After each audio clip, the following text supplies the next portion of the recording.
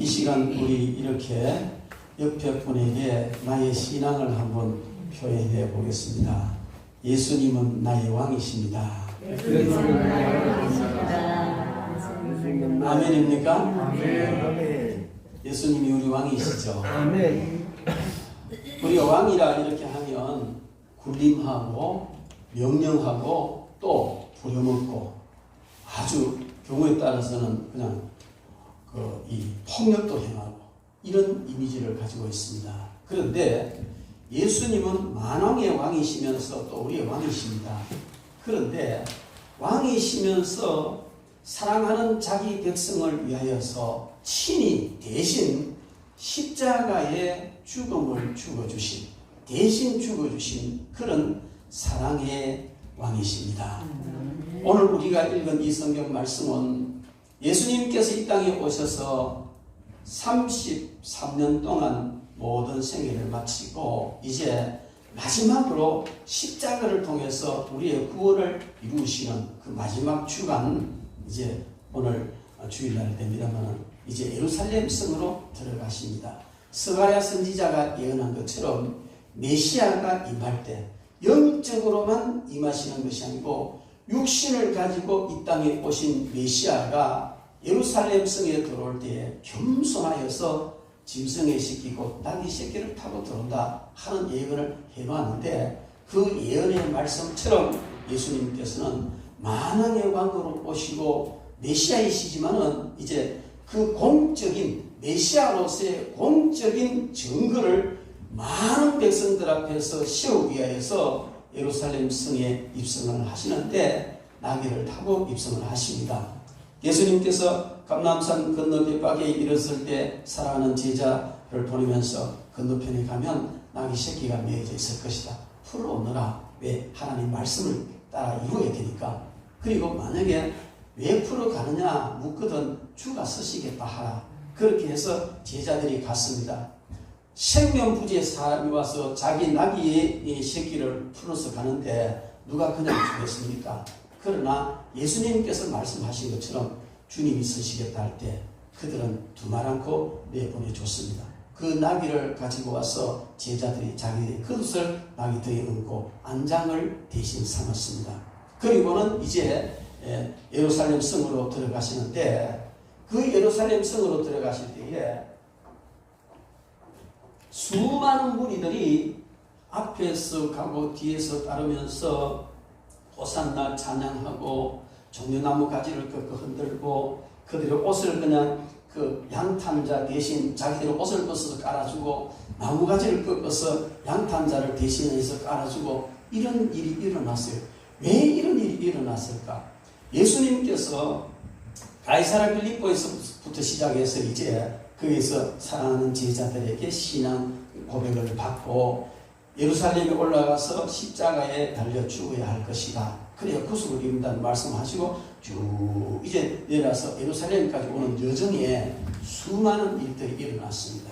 그리고 그 여정에 죽었던 나사로도 살아나고 많은 그 기적이 일어나고 또 뿐만 아니고 그런 여정을 통해서 수많은 사람들이 예수님 이분은 바로 메시아야. 이분이 메시아다. 그렇게 이제 인식을 하게 되고, 이 이스라엘 백성들은 1년에 3번 그 예루살렘에 모여서 절기를 지키는데, 그때 절기가 무슨 절기냐면 6월절입니다. 6월절은 이스라엘이 애굽에서 해방된 날을 기념하는 그런 절기인데, 그 애굽에서 해방되는 그날 6월절 어린 양을 잡아서 문 임방에 또 설주에 피를 바르는 그 집은 죽음의 재앙이 넘어갔다 해서 6월절인데, 이 날을 기념하는 절기가 바로 이 절기인데, 이때에 예수님께서 예루살렘에 들어오시고 수많은 사람들이 예루살렘으로 모여오면서 예수님과 함께 예루살렘에 올라오기도 하고, 예루살렘에 있는 사람들도 예수님에 대한 소문과 기대를 가지고 왔습니다. 그런데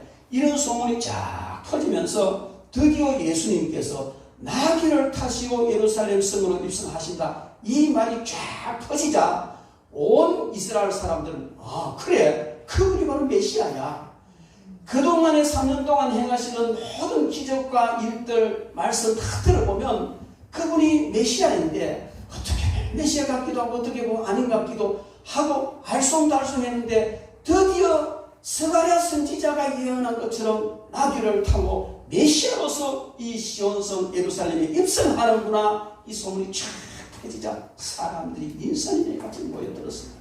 그리고는 그 앞에 왕으로 오시는데 양탄자 대신 겉옷을, 자기들의 겉옷을 깔고 나뭇가지를 깔고 종려가지를 깔고 그 다음에 종려가지를 흔드는데요, 이 종려는 승리의 상징입니다. 승리의 상징이고요, 옛날에도 왕이 개선장군으로 올 때는 백성들이 그 앞에 나뭇가지를 깔고 그렇게 환영하는 그런 예가 있거든요. 그래서 그 예를 그대로 적용해서 예수님을 만왕의 왕으로, 메시아, 예루살렘 성으로 모셔드리는 그런 모습이 바로 오늘 이 성경 말씀의 내용입니다. 그리고 그들은요, 호산나 호산나, 이제 우리를 구원하소서, 호산나, 가장 다윗의 자손이요 가장 높은 곳에서 호산나 이렇게 외쳤는데, 이거 호산나라 말은, 이 말은요 히브리어로 호시아나, 이런 호시아나, 이 히브리어 호시아나가 헬라어로 바뀌면서 음력이 호산나 이렇게 되는 거예요. 호산나 이렇게 되는데, 호시아나 이 두 음대인데, 호시아라는 말은 우리가 잘 아는 호시아라는 말입니다. 그리고 이 호시아라는 말은 여호수아라는 말이 됩니다. 여호수아, 호시아, 이 히브리어가 헬라어로 바뀌면 예수라는 말이 되는 거예요. 그래, 호세아 또 여호수아 또 호세아, 모든 것이 바로 예수, 그 모든 말이 자기 백성을 저희 지에서 구원할 자, 구원할 자다, 구원자라는 뜻이. 그리고 나, 이 말은 지금이라는 뜻이. 그래, 호시아나 이 말이 호산나로 바뀌었는데, 그 말은 지금 우리를 구원하소서, 그런 말. 그러니까 메시아로 임하시는 메시아이신 예수 그리스도 앞에 온 이스라엘 백성들은 승리의 표상인 종려가지를 흔들면서 이제 지금 우리를 구원하세요, 지금 우리를 구원하세요, 그렇게 부르짖으며 예수님을 예루살렘 성으로 모셔드렸던 것입니다. 여러분, 이와 같이 우리도 이 종려주의를 맞이해서 예수님을 나의 왕으로, 예수님을 우리의 가정의 왕으로, 예수님을 우리 교회의 왕으로, 예수님을 이 나라와 온 인류의 왕으로 호산나 호산나 찬양하며 모셔드려야 될 줄로 믿습니다. 이 날을 기념한 것이 바로 종려주일, 오늘 종려주일입니다. 종려가지를 꺾어 흔들며 예수님을 모셔드렸다 해서 종려주일인데, 종려주일날 예수님께서 오늘 예루살렘 성에 입성하신 주님은 일주일 동안 여러 가지 일들을 행하시며 많은 교훈들을 우리에게 주십니다. 그리고 이제 목요일 6월절이지 않습니까? 저녁에 사랑하는 제자들과 함께 만찬을 하고 겟세마네 동산에서 기도하시다가 폭도들에 의하여서 잡혀서 이제 빌라도에게 재판을 받으시고 처절한 고통을 당하시고 십자가를 지시고 금요일 이제 십자가에서 돌아가시는, 그래서 우리는 금요일 저녁에 주님이 우리 위해서 십자가 지신 것을 기념하면서 그렇게 기도회도 하고 예배를 드립니다. 초대교회 시절에는 목요일 날 6월절 예수님 성찬 예식하신 그날을 기념하면서 지났어요. 근데 이게 중간에 약간 어떤 갈등과 문제가 생기면서 없어지고요. 오늘 저와 여러분들은 오늘 이 교회에서는 금요일날 예수님이 십자가에 달리신 금요일날 금요 기도회로 하지 않습니까? 그런 유래가 있습니다. 여러분, 우리는 오늘 예수님께서 예루살렘 성에 입성하셔서 한 주간 동안 지나시는 이 기간을 고난주간이라 그렇게 말합니다. 주님께서 우리 위하여서 십자가 지신 우리의 왕이시면서 겸손하게 나귀 새끼를 타시고 제자들의 발을 씻으시며 우리의 더러운 영적 육적 죄악으로 더러워진 발을 다 씻어주시고 그것을 완성시키시는 십자가의 죽음을 죽으신 그 고난주간 한 주간의 주님의 행적을 우리가 살펴보면서 정말 이 고난주간이야말로 우리가 주님과 더 가까이 어떤 어려움과 역경이 있어도 주님이 메워주신 십자가를 묵묵히 지고 가는 그런 저와 여러분들이 되어야 될 줄로 믿습니다. 그래서 제가 주보에다가 이 고난주간 한 주간에 주님이 행하신 그 걸어가신 길을 기록했습니다. 여러분들 참조하시기 바라고요. 거기에 우리 1대1 양육하시는 분들과 모든 성도들이 큐티를 할 때는 그날 큐티 본문을 기록을 해놨습니다. 요일에 맞게 해놨으니까 이번 주간만큼은 그동안 책으로 하던 큐티 본문 적어놓고 이 본문 가지고 여러분들 큐티하면서 주님 가신 그 고난의 길을 함께 걷는, 그래서 우리 예수님께서 이 땅에 다시 오실 때에 주님과 함께 정말 영원한 성 천국 예루살렘에 호산나 외치면서 함께 들어가는 그런 저와 여러분 되기를 주님의 이름으로 축원합니다. 네. 여러분, 우리는 오늘 이 종려주의를 맞이해서 예수님께서 만왕의 왕으로 이 땅에 오셨다는 사실을 우리는 알아야 합니다. 특별히 오늘 본문 말씀과 성경 다른 곳에 있는 종려주일에 대한 이 내용을 우리가 전체적으로 종합해서 보면 아주 많은 무리들이 예수님을 옹이하며 호산나 찬양했다, 그렇게 말하고 있습니다. 그때 당시에 예루살렘에 유월절 절기를 지키기 위해서 모여든 사람과 예루살렘 거민들 다 합치면 역사가 유세교수는 약 270만 명 정도 된다는 겁니다. 그 270만 명이 다 모인 건 아니겠지만은 그 수많은 군중들이 주님을 찬양하고 높였습니다. 그 군중들의 구성을 보면 이렇습니다. 예루살렘에 살던 사람들이 예수님을 마중을 나왔다, 요한도 그렇게 말하고 있고요. 또 예수님이 마지막 예루살렘으로 올라오시는 그 유월절 순례길을 따라 함께 오던 사람, 그리고 예루살렘 성에서 마중 나오는 사람, 따라서 가던 사람들이 예수님과 함께 다 모여서 찬양하며 그렇게 예루살렘 성으로 들어갔던 것을 우리는 볼 수가 있습니다. 그들이 예수님을 찬양한 그 경의를 표한 것을 보면요, 겉옷을 펴서 길에 깔았다. 여러분, 우리가 결혼식을 하면 양탄자 쫙 레드카펫 깔잖아요. 귀한 손님이 오면, 아니면 국빈이 오면 레드카펫 깔아놓고 하는 거예요. 왕이 오는데 그 귀한 카펫들을 까는 건 맞습니다. 그런데 그것을 대신해서 그들은 자기 겉옷을 깔았습니다. 그럼 나뭇가지를 깔고 성의 표상인 종려가지를 깔고 예수님이야말로 우리의 왕입니다, 만왕의 왕입니다 하는 표로 그들은 그렇게 예수님을 모셔드렸던 것입니다. 뿐만 아니고 그들은 소리 질렀습니다. 호산나 호산나, 우리를 구원하소서 찬양입니다. 이것은 시편 118편 25절 26절에 인용된 말씀이라고 볼 수가 있습니다. 거기 보면 호산나 우리를 구원하소서, 그렇게 찬양하는 그 찬양을 그들은 불렀던 것입니다. 그리고 다윗의 자손이여, 호산나 다윗의 자손이여, 이 말은 메시아여, 그 말입니다. 이스라엘 백성들이 다윗의 자손이여 라고 말하면서 메시아여, 열 문둥병자들이 다윗의 자손이여 우리를 불쌍히 여겨주세요 이렇게 부르짖었던 것은 메시아여 우리 문둥병 좀 고쳐주십시오라고 부르짖은 거예요. 그들은 다윗의 혈통에서 메시아가 난다는 것을 믿고 있었기 때문에 그렇게 불렀던 것입니다. 그리고 그 다윗의 자손으로 오신 예수님을 환영했습니다. 그리고 그들은 찬송하리로다, 주의 이름으로 오시는 이여, 예수님을 찬송하며 진심으로 찬양을 드렸던 것을 우리는 볼 수가 있습니다. 여러분, 우리는 이 종려주의를 맞이해서 특별히 정말 새기고 새겨야 될 것은 우리 예수님은 우리의 찬양을 받으신 우리의 왕이라는 것입니다. 그래서 우리의 중심에서 우러나는 그런 마음으로 찬양을 올려드려야 될 줄 믿습니다. 어떤 사람들이 이렇게 이야기를 해요. 앞으로는 로봇가 세상을 지배할 것이다. 심지어 사람은 로봇의 애완동물이 될 것이다. 이런 얘기를 해요. 그게 그냥 큰 말이 아닌 것 같아요.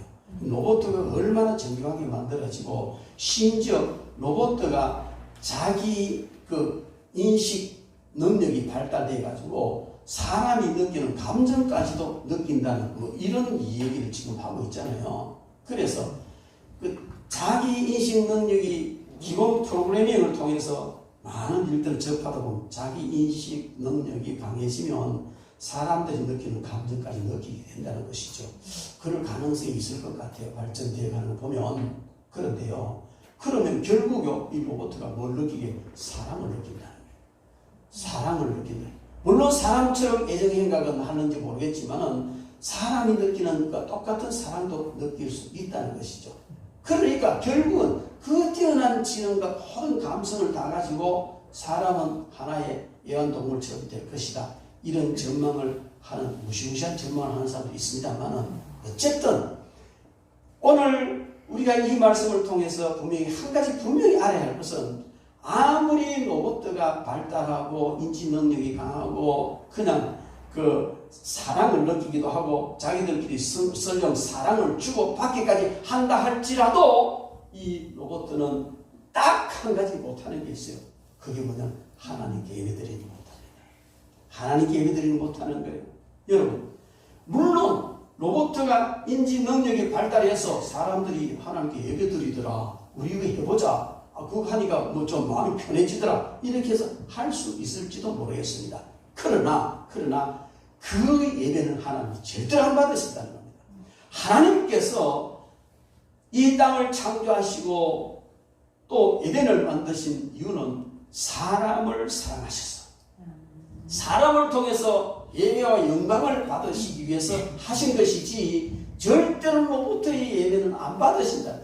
그 로봇의 예배는 받으실 수가 없어요. 물론 똑같이 사람보다도 더 아름답게 찬양하고 더 경건한 모습으로 할 수 있을는지는 모르지만은 그래 해도 하나님은 안 받으신다는 겁니다.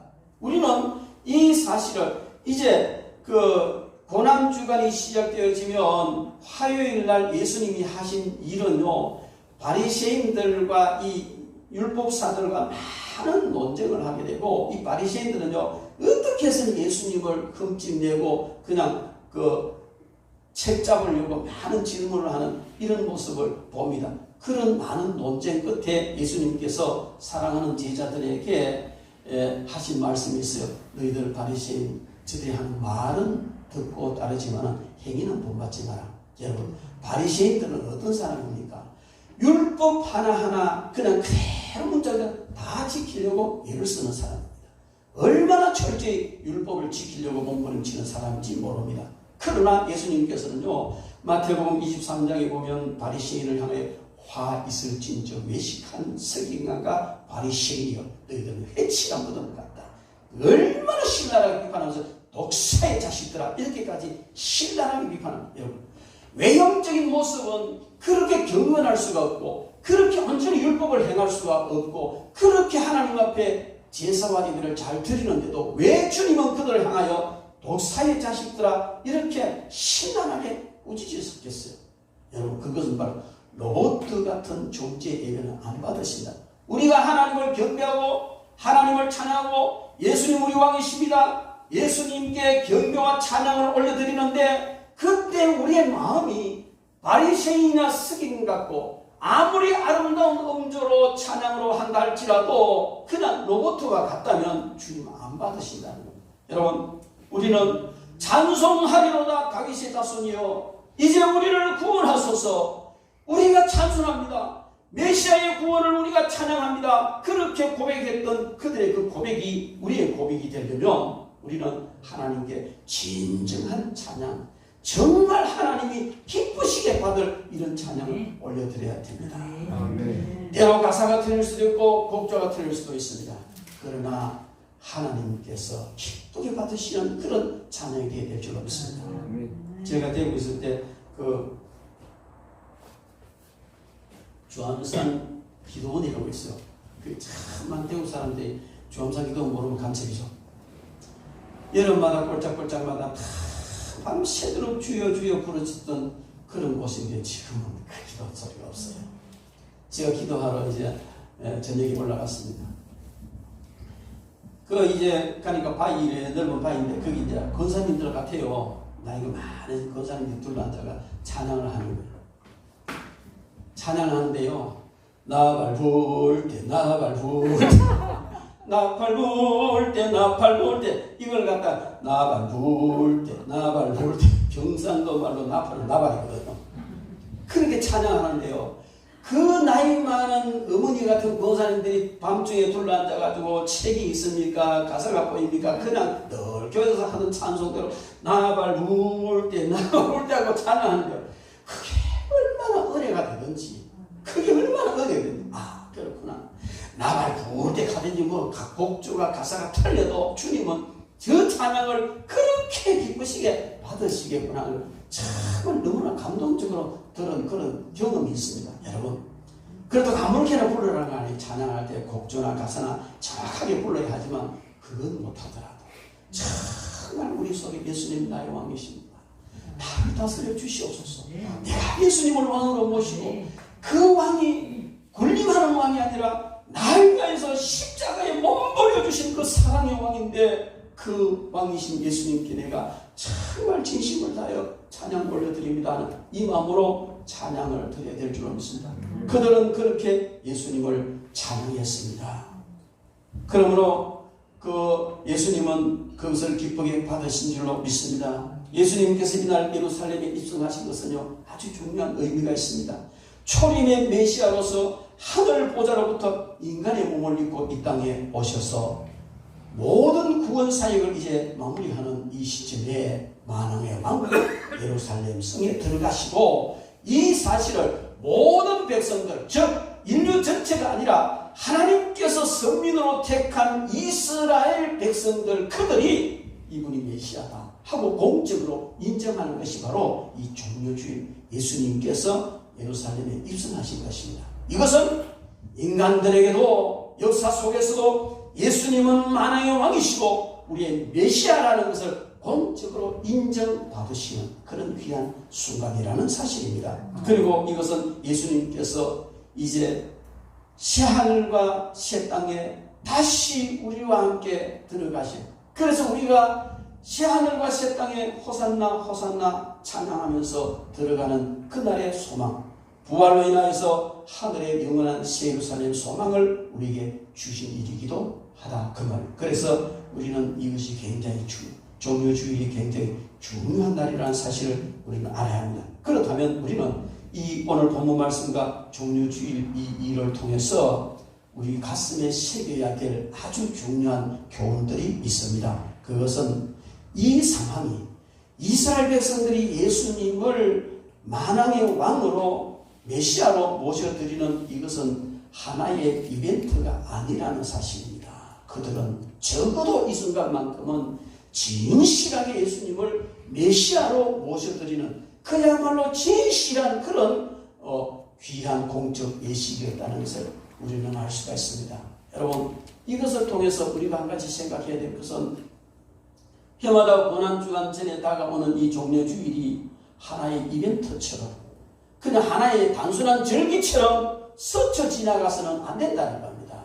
한 해 동안 우리는 이 종려주일을 통해서 예수님이 나의 왕이십니다. 사랑 많으신 나의 왕이십니다. 이것을 가슴 깊이 새겨서 한 해 동안 살아갈 때 정말 예수님이 나의 모든을 주장하시고 나의 왕으로 모시고 사는 이런 삶을 우리가 살아야 될 줄 믿습니다. 사람들이 흔히 하는 작심삼일이라는 말을 하죠. 그래 3일만 지나면 작심했던 것도 흐지부지 된다는 말인데 그나마 예수님께서 해마다 절기를 지키게 하신 것은 절기 때에 정말 각오하고 다짐하고 그 힘으로 또 그 은혜와 능력을 받아서 그런 믿음으로 살고 또 희미해지면 그 다음 절기 때 또 이제 그렇게 살고 뭐 이렇게 되는 거 아니겠어요? 그래서 여러분 우리는 이 종려주일 이 은혜가 예수님이 나의 왕이시라는 이 확실한 사실이 길게 가서 내년 종려주일에도 그냥 이 믿음이 생생하게 살아있는 그런 저와 여러분들이 되어야 될 줄 믿습니다. 그 예수님을 우리의 왕으로 모셔야 합니다. 예수님을 왕으로 모시지 않으면 예수님을 섬기는 것이 아닙니다. 예수님은 우리의 왕이시기를 원하시지 다른 그 어떤 우리의 대상이 되기를 원하시지 않습니다. 여러분 그러므로 우리는 예수님을 왕으로 모셔야 합니다. 그 사형리 CCC에서 하는 사형이 있잖아요. 우리 사람들 마음속에 다 왕자리가 하나씩 다 있다는 거예요. 왕자리가 있는데 어떤 사람은 그 왕자리에 내가 앉아있다는 거야. 내가 왕이고 내가 내 마음대로 내 몸인데 내가 내 돈인데 내가 내 생활인데 내가 내 인생인데 내가 전부 다 그 왕자리에 내가 있다는 거야. 그런 사람은 예수님을 온전히 섬길 수 없습니다. 그러면 예수님은 있어 왕자리 밑에 있다는 거예요. 이거 합당한 일입니까? 아니잖아요. 정말 바른 신앙생활을 하는 사람은 내가 왕자리 밑에 내려와 무릎을 꿇고 그 왕자리에 예수님을 모셔 올리는 것, 이것이 가장 바람직한 신앙생활인 것입니다. 그러므로 여러분, 우리는 이 종료주의를 통해서 예수님을 우리의 마음의 왕자에 완전히 우리의 왕으로 모셔드리기를 주의 이름으로 축원합니다. 할렐루야. 예, 우리 옆에 분과 인사합시다. 마음의 왕자리에 예수님을 모십시다. 마음의 왕자리에 예수님을 모십시다. 아멘. 모시고 말고요. 아멘. 예, 하세요. 모시고 말고요. 모시고 말고요. 아멘. 할렐루야. 예, 그래야지요. 정말 그래도 역시나 부족한 것밖에 없는 것이 이 삶인 줄로 믿습니다. 그런데 정말 안타깝고 가슴 아픈 일이 있어요. 예수님을 왕으로 모시는 이유가 뭐냐는 거예요. 예수님.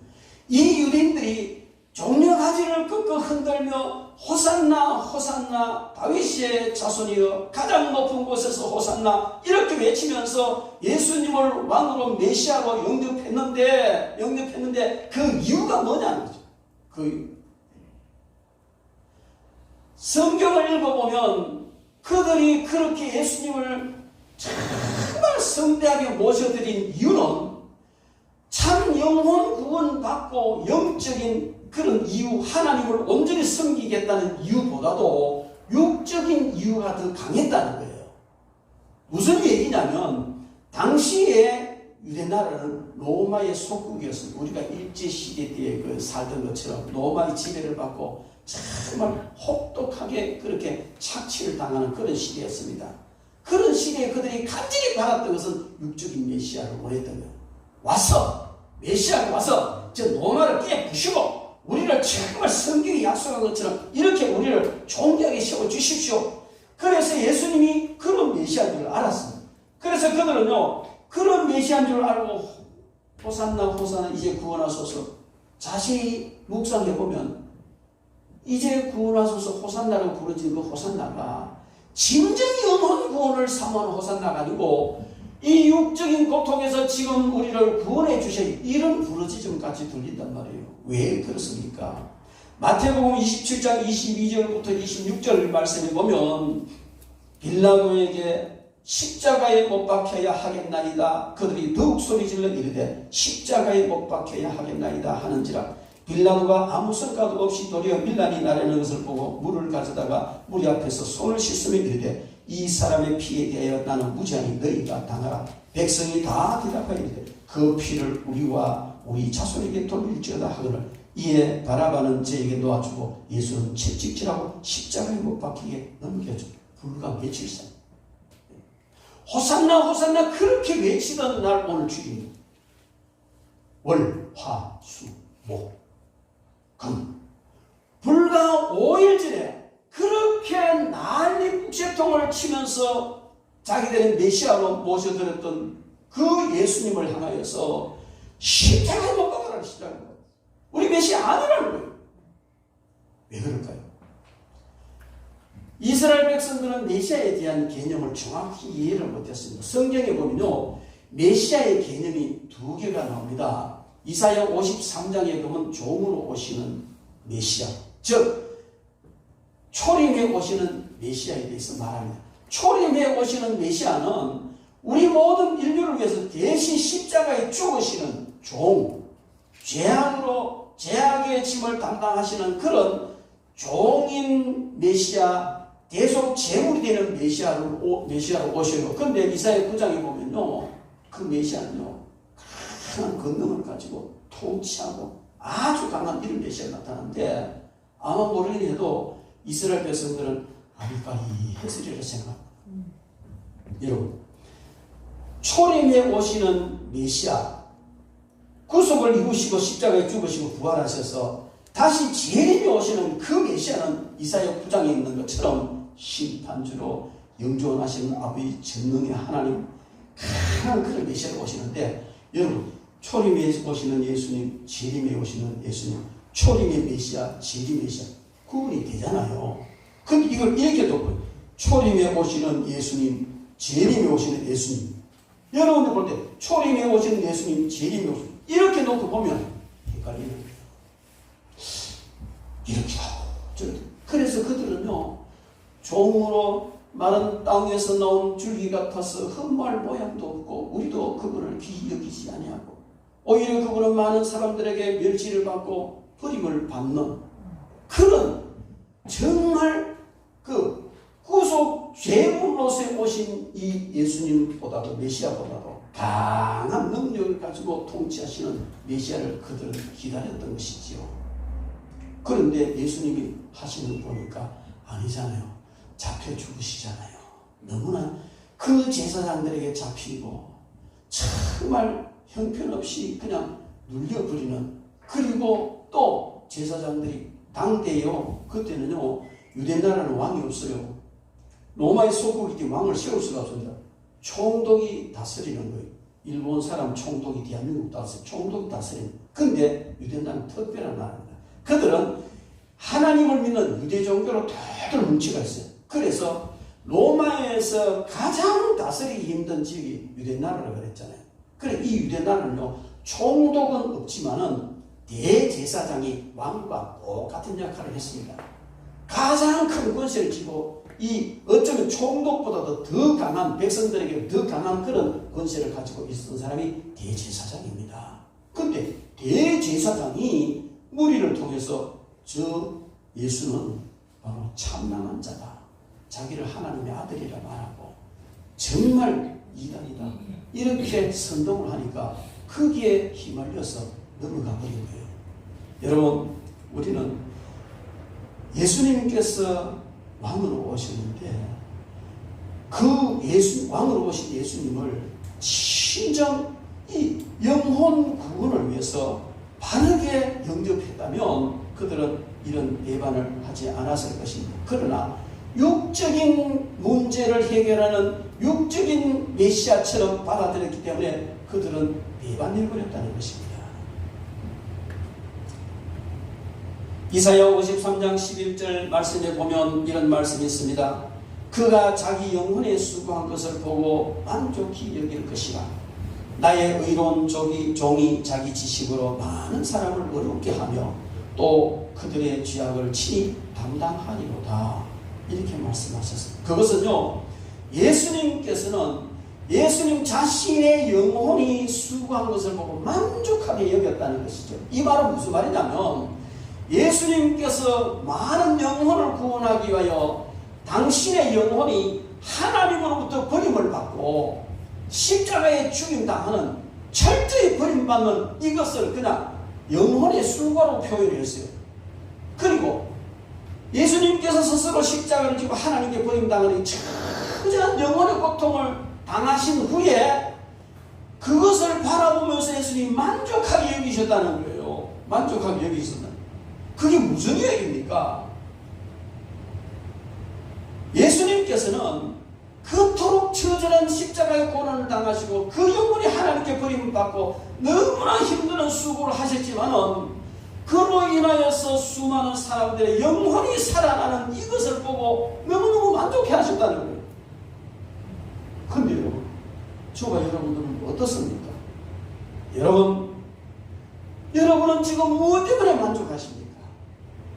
무엇 때문에 만족하십니까? 돈이 많이 생겼으니까 만족하시지요. 좋은 관계가 이루어져서 만족하고요.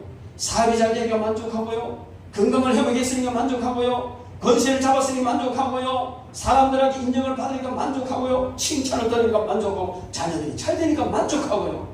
당연하죠. 만족하죠. 그러나 주님의 만족은 그런 게 아니었다는 겁니다.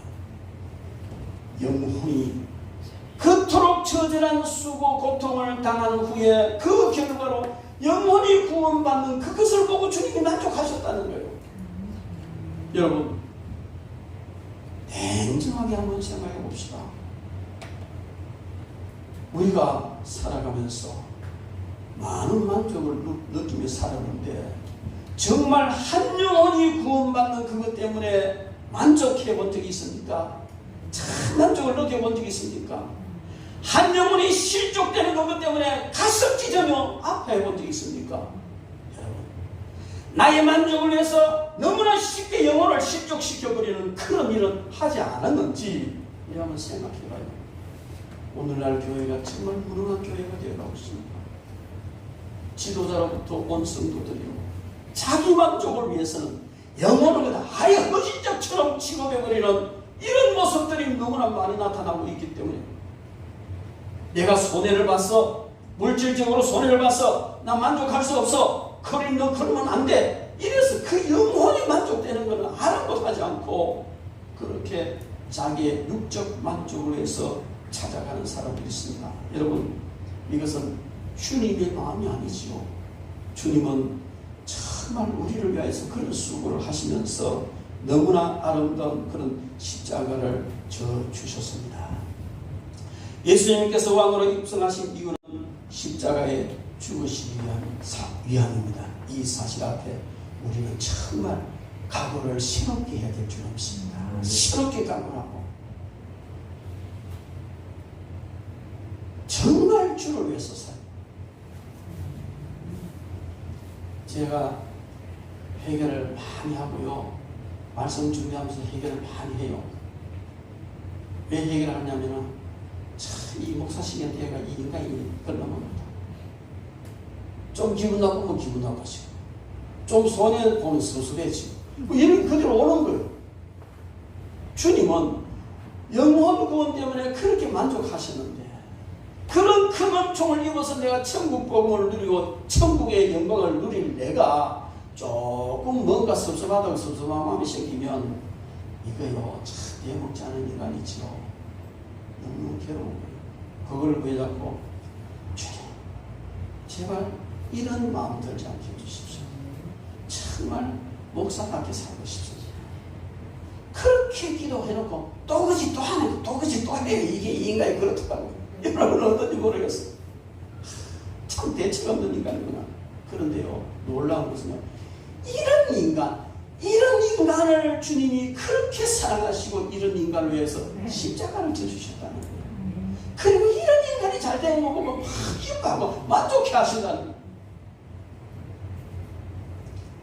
여러분, 우리는 이 시점에 냉정하게 한번 생각해 보죠. 여러분과 예수님이 무슨 상관이 있습니까? 저와 예수님 무슨 상관이 있습니까? 친척이라도 됩니까? 아니면 이권 관계라도 있습니까? 아무것도 없어요.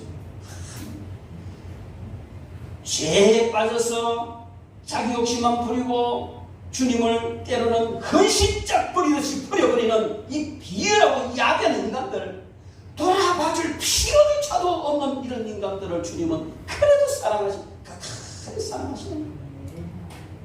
이 사랑이 주님의 사랑이에요. 그런데 그런 사랑을 받아놓고도 여전히 또 똑같은 일을 또 하는 거예요. 여러분, 우리는 종료주일을 맞이해서 주님을 왕으로 모시고 고난주간을 지나가면서 그 사랑 많으신 주님 앞에 우리 모든 것을 다해서 주님 맡기신 십자가를 져야 될 줄 믿습니다. 이기주의적인 생각을 버려야 합니다. 종료주일 고난주간 동안요, 정말 내려놓을 것은 사업도 좀 내려놓고요, 이득도 좀 내려놓고, 감정도 좀 내려놓고, 정말 불편하게 했던 거 좀 내려놓고 그 사랑의 주님 앞에 엎드려서 감사하시기 바랍니다. 찬송하시기 바랍니다. 이 성경을 말씀을 준비하면서요, 문득 바벨탑이 생각이 나는 거예요. 성령께서 바벨탑을 생각나게 하세요. 여러분, 사람들이 왜 바벨탑을 쌓았습니까? 하나님께서 분명히 홍수 심판 후에 무지개를 보여주시면서 다시는 내가 물로 세상 심판하지 않겠다고 언약을 하셨어요. 그런데 사람들은요, 무슨 짓을 했습니까? 하나님이 아무리 많은 물을 내려보내도 우리는 물이 안 빠져 죽을 높은 탑을 쌓자. 그래서 바벨탑 쌓은 거예요. 당시에 인간들이 바벨탑 쌓은 이유는요, 하나님의 간섭에서 자유롭고 싶다는 거예요. 하나님의 간섭에서 우리 좀 자유롭게 살고 싶다. 그거고요. 또 하나는 우리 이름을 내자.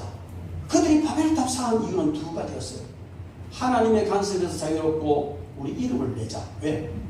하나님의 간섭 자유로우니까 우리가 하나님 위에 우리 이름 대단한 역사를 일으켰다. 그 이름 내자는 것이죠. 이게 오늘 이 시대를 살아가는 성도들의 마음에 강하게 심어주는 사탄의 마음입니다. 여러분, 왜 그들이 하나님의 간섭을 받기 싫어합니까? 죄를 지으면 심판하는데, 하나님은 죄 사서 사면이라고 분명히 말씀하셔서 심판하는데, 죄 좀 지어도 심판 안 받았으면 좋겠다는 거예요. 적당하게 죄를 좀 짓고 나쁜 짓하고 좀 적당하게 살아도 하나님 이렇게 간섭 안 하는 그런 어떤 영향력 밖에서 좀 살고 싶다. 이런 거 아니겠습니까? 그런 걸 거예요.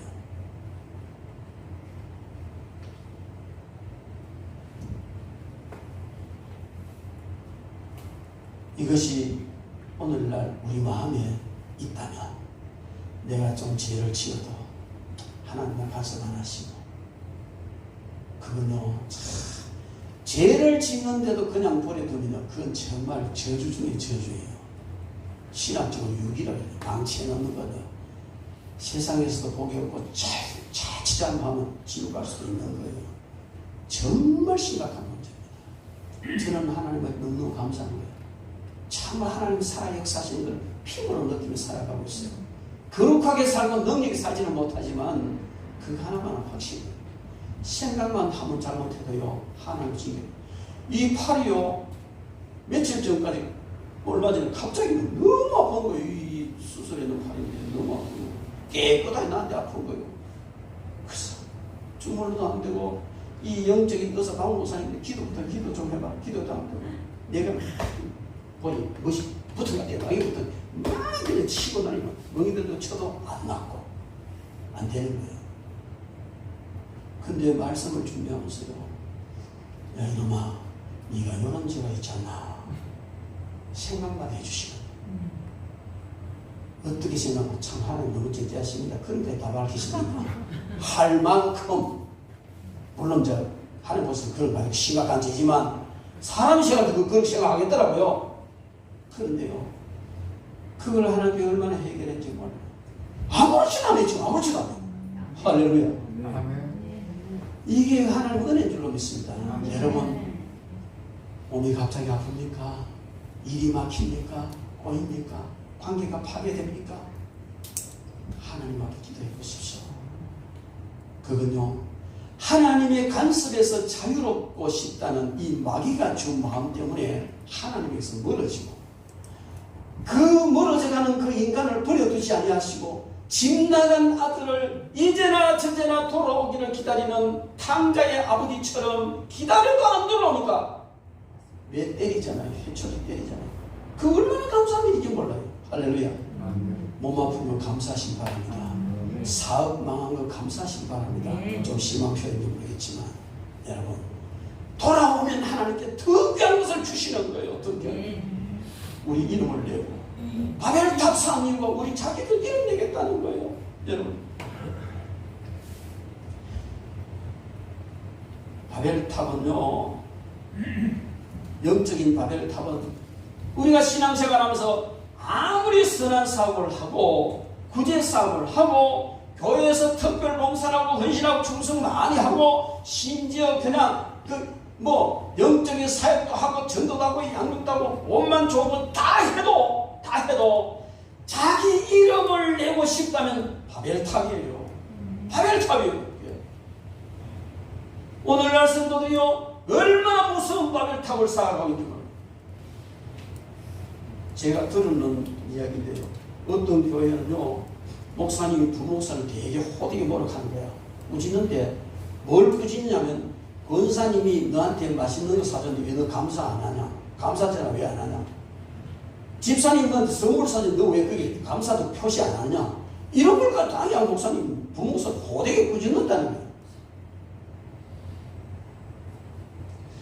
감사 안 하는 것도 나쁘지만 그러니까 꾸짖는 목사님도 좀 이상해요. 사랑으로 했고 사랑을 주고받아서 그걸 끝나면 얼마나 좋아요. 꼭 그걸 뭔가 인사를 받아야 되고 인정을 받아야 되고 새가 빠져 교회 헌신하고 충성이나는데 목사님 몰라. 그럼 섭섭한 거야. 이 섭섭이가 들어가서 섭섭해. 자기 안 나타난다. 여러분, 우리 인간들에게 가장 치명적인 바벨탑은요, 이기주의입니다. 나를 나타내는 거. 여러분, 제발 이거 좀 하지 마십시오.